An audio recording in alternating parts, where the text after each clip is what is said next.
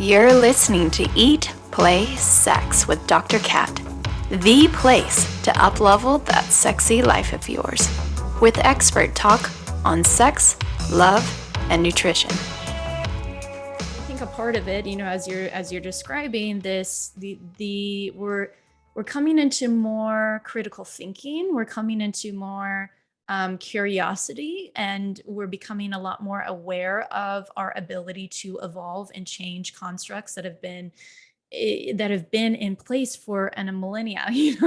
And so I think part of the process of evolving is still meeting people where they are and using words where they are uh, so that we can help lift them and support them in their evolution. We can't expect anybody to be in this understanding with what we have if we aren't able to meet them there, because it's almost like, here, bypass all of these years of self-growth that I've done to meet me where I'm at.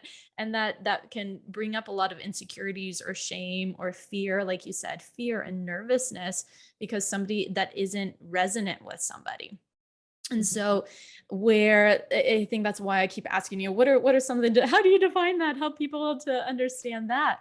And I even see this happening between experiences, right? Because people are misusing terms or choosing not to educate themselves around using different pronouns like they and them, or and so how have you found um, it- to speak to somebody who's misidentified you, or who has used a previous name, Lynette, or used she instead of they? How do you talk to them, or how do you hold them in Yeah. that?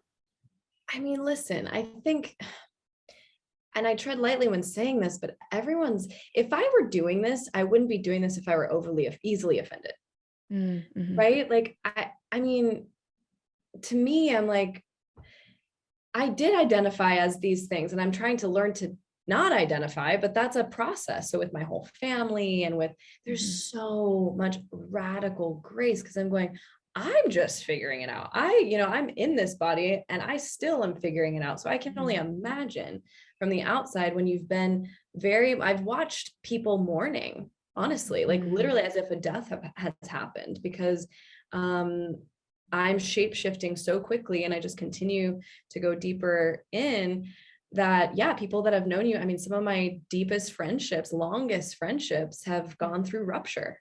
There's been rupture because, when you start to morph, right, or you come out of that chrysalis, then what does that mean? If you were a caterpillar and you're just walking around, da, da, da, da, slower pay, whatever, all the little cute metaphors of the caterpillar, and then you start flying in front of all of your friends, they're sitting on the ground going, how the fuck is that possible? And there's an identity crisis that happens in everyone then, because then they're going, wait, if you're shifting this much, what does that mean for me? And I'm posing and I'm sparking some really interesting other curiosities in people of, and I'm also, I can be pretty verbose or very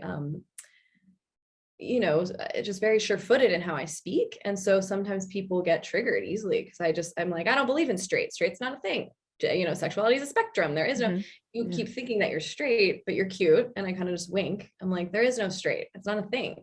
Right.